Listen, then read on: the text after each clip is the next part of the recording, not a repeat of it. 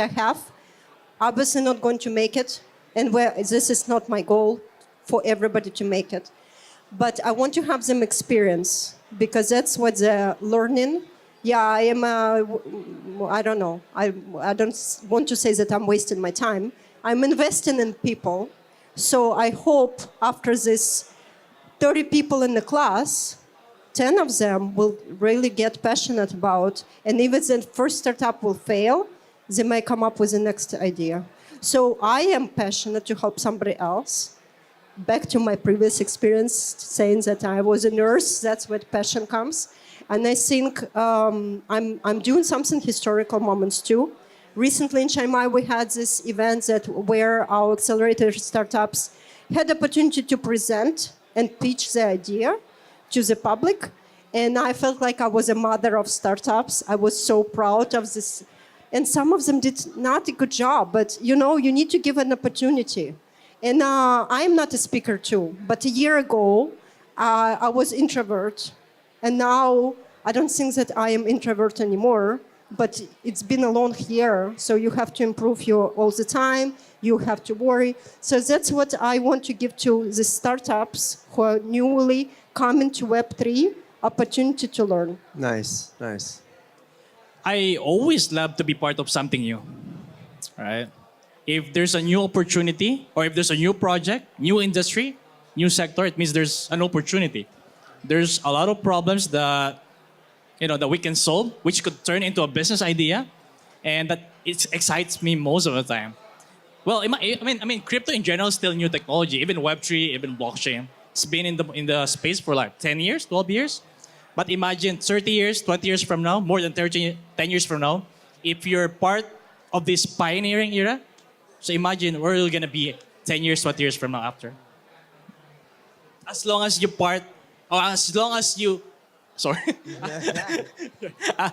as you involve yourself in the technology and try to see what value you can put in. Yeah, that's it, man. Nice one. Yeah, so I think passion is definitely important, to keep you going. But I think to get through the bear market and to just keep going, it's going to take a lot more than passion. I think for me, what I'm doing, it feels like my life's work in a way. And I think to get to that point, you really need to kind of understand like the problem, the solution that you're offering, the value that you're providing to the ecosystem. And if there's enough conviction to keep going, then you wouldn't stop, right? Most people stop because they lose passion or money or conviction. But for me as a hardcore entrepreneur, I think just don't quit if you know what you're doing or if you think you know what you're doing. Nice. So as we get close to wrapping it up, I just wanted to ask that cliche question, right? They often talk about how 99% of startups fail, right? But in this case, we know that there's a lot more obstacles in the way when it comes to Web3 startups, right? What do you think prevents most startups from failing to scale, or perhaps just failing and stumbling in general? Maybe I can start. Yeah. So the way that I see it is that a lot of people, at least it's been the same, really, right? There's just now we have more startups in Web3, but they're different. I guess the similarities is that most people start a Web3 startup because they think that it's an easy way to make money. Yeah. They can get rich fast, right? And so that's why most people start.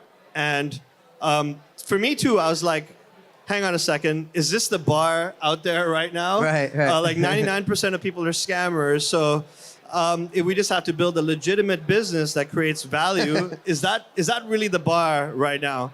And I think this was a few years ago, right? So now what I'm seeing is that there's still a lot of scammers. It's still the same. The difference now is there's more education. There's more builders, so it's a lot more crowded. We're in a bear market, so there's less VCs out there. I think they're coming back now. But yeah, it's still a business in the end of the day, right? So regardless of how easy it may have seemed at one point, at the end of the day, it still comes down to building the fundamentals, figuring out your customer lifetime value, figuring out your customer acquisition costs, running these numbers, figuring out what your retention and your churn rates are. And then if you have a token, then how does the value that you create in your product accrue towards token? And everything needs to be structured correctly. And if anything, it's actually more work because now you have to figure out how to run a company and also how to run a token and how to do it properly. Right. And most people are doing this for the first time. So it's the Wild West out there. There's so many scammers and stuff. And I imagine if you don't have Web2 business experience or entrepreneur experience, it's even harder, right? Because you are going to go in and you're going to get, for better or worse, get clumped into those scammers. And you may not be a scammer, but you just may not be able to have the foresight or the strategy or the liquidity to survive long term. Yeah, the way we think about it actually is like we have a Web 2 brain and a Web 3 brain. Yeah. And when we're having a conversation, we're like using my Web 2 brain, this is what we should do, right? Or using my Web 3 brain, and it's very different, right? The Web 2 brain's like, how do I grow 30% month on month, right? The Web 3 brain is like, how do I get like all the degens to ape in my tokens tonight? Yeah. Right? Yeah. And so I think as a Web 3 founder that's trying to build something serious, it's very important to find the balance between the two. Yeah. You can't do one without the other. Absolutely. I think that's what we're trying to navigate right now. Nice. Jonathan? I think everybody will agree. It's not easy to start a business, a startup. Because if it's easy, all of us could have our own business, right? One of the things that I've learned from experience is handling and leading people, your team, your organization. There are times where, you mention something and you're not achieving that goal because there's a problem with systems internally with your team. So I think that's also one thing that needs to be considered in starting a business. Learning how to, or not learning, but more of making it clear for your team what you're trying to achieve.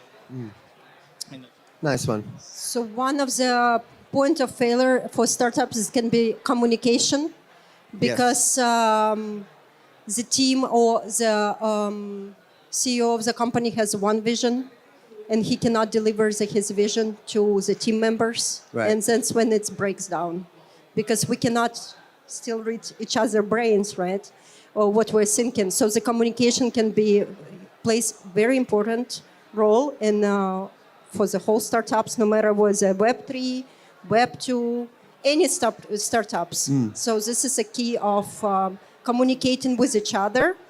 And if we don't communicate, we don't express ourselves, our vision, mission, strategy, that startups can fail on that part. Nice one. We got 13 seconds left. Real quick, rapid round. Bullish or bearish, short term? Go. Bullish. I think it's bearish for me. Like what time period? 3 months? For a long 3 months. time. 3 months. For a Short long term. time, man. Web 2 time period or Web 3 time period? Web 3 time period. I'd say like end of year bullish. Nice. Well, I'm bullish on all of you guys, and I really appreciate everybody taking the time to do this today. Thank you guys very much. I think we are right on time. Thank you very much, Nick. Thank you. Thank you, Beautiful. guys. Thank you. Thank you. Thank you. Hey, guys.